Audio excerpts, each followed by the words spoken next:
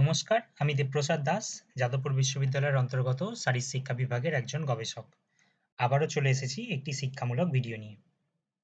আজ থেকে আমরা এসপিএসএস এর ওপর ক্লাস করব। এই এসপিএসএস এতটাই বড় বিষয় যে একটি ভিডিওতে যদি শেখাই তাহলে ভিডিওটা অনেক বড় হয়ে যাবে।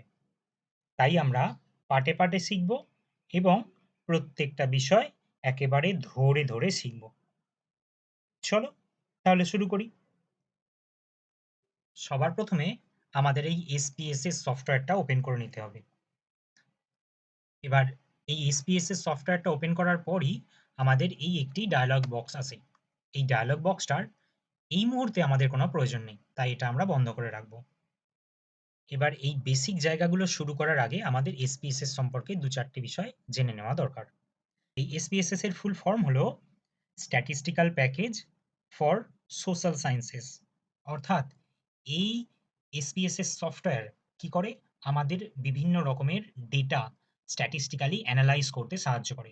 এই সফটওয়্যারটা আমাদের রিসার্চের জন্য যে সমস্ত আমরা ডেটা কালেক্ট করে নিয়ে আসি সেগুলো বিভিন্ন রকমভাবে অ্যানালাইজ করতে সাহায্য করে, বিশেষ করে যারা সোশ্যাল সায়েন্সে রিসার্চ করছে। শুধুমাত্র এমফিল বা পিএইচডি স্কলার তাদের জন্যই যে এটা খুব গুরুত্বপূর্ণ তা নয়, যারা মাস্টার ডিগ্রিতে রয়েছে তাদের জন্য এটা খুবই গুরুত্বপূর্ণ। কারণ মাস্টার ডিগ্রিতেও রিসার্চের বেসিক জায়গা থাকে।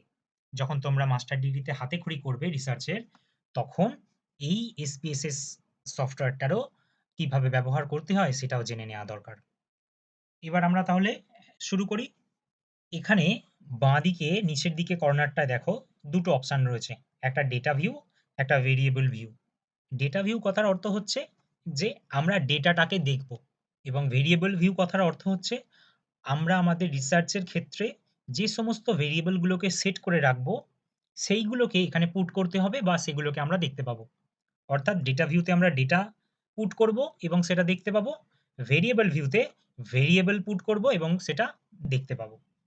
এই দুটো মেন বিষয়। এবার সবার শুরুতে আমরা ডেটা ভিউতে যাব না, সবার শুরুতে আমরা ভেরিয়েবল ভিউতে গিয়ে আমরা কাজ করা শুরু করব। এবার আমাদের ডেটা কালেকশানে যেতে হবে।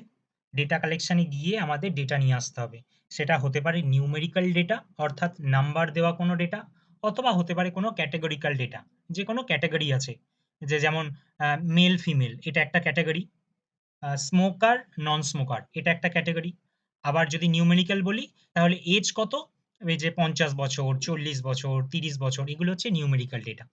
তাহলে আমাদের বিভিন্ন রকমের ডেটা সেট থাকতে পারে, তো আমাদের ডেটা কালেকশন করে আনতে হবে।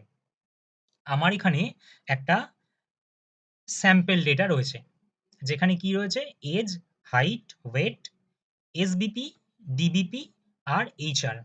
এর কথার অর্থ হচ্ছে systolic blood pressure, diastolic blood pressure এবং হার্ট রেট।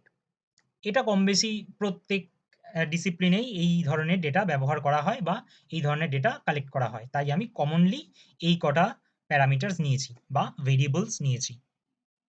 তো এগুলোকে আমাদের কি করতে হবে, এই যে এসপিএসএস এর যে ভেরিয়েবল ভিউ, এখানে গিয়ে এই ভেরিয়েবলগুলোকে এখানে আগে সেট করতে হবে। এখানে আমার ভেরিয়েবল, তাহলে প্রথমে আমি কি লিখবো, যে এজ আমার ভেরিয়েবল, তাহলে এখানে আমি এজ লিখবো। লিখে আমি জাস্ট এন্টার করে দেবো। করলেই দেখো বাকি যে সমস্ত জিনিসগুলো রয়েছে অটোমেটিক্যালি সেট হয়ে গেছে। তাহলে এখানে জিনিস যেটা তোমাদের মাথায় রাখতে হবে সেটা হলো, এই যে নেম কথাটা রয়েছে তার আন্ডারে আমরা ভেরিয়েবলটা লিখলাম।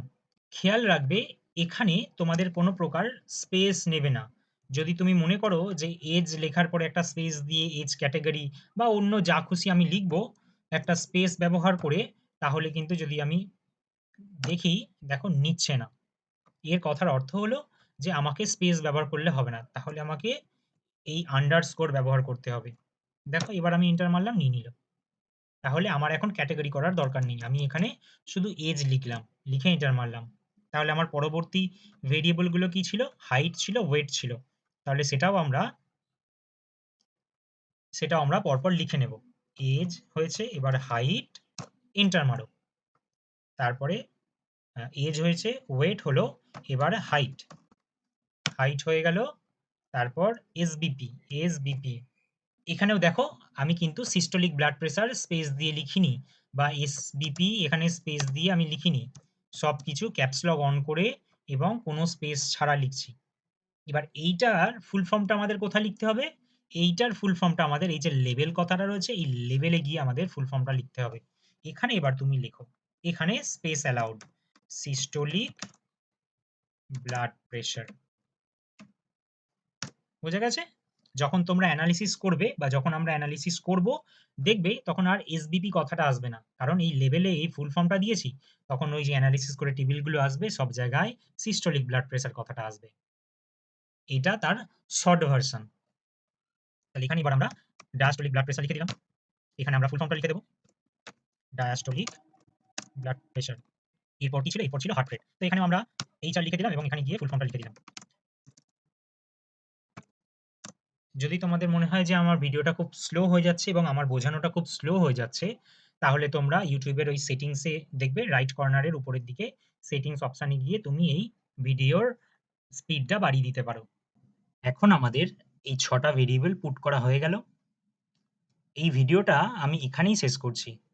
এর পরের ভিডিওতে আমরা দেখব এই যে নেম ভেরিয়েবল কলামটা রয়েছে, তারপরে যে সমস্ত কলামসগুলো যেমন type, with, decimal, label, values, missing এবং মেজার, এই প্রত্যেকটা যে কলাম রয়েছে, এই প্রত্যেকটা কলামের আলাদা আলাদা অর্থ রয়েছে।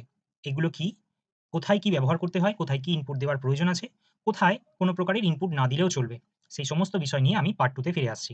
তোমরা প্রত্যেকে চ্যানেলটা সাবস্ক্রাইব করে রেখো এবং এই চ্যানেলের যে প্লেলিস্ট রয়েছে, এই প্লেলিস্ট ধরে পার্ট বাই পার্ট তোমরা ভিডিওগুলো দেখবে।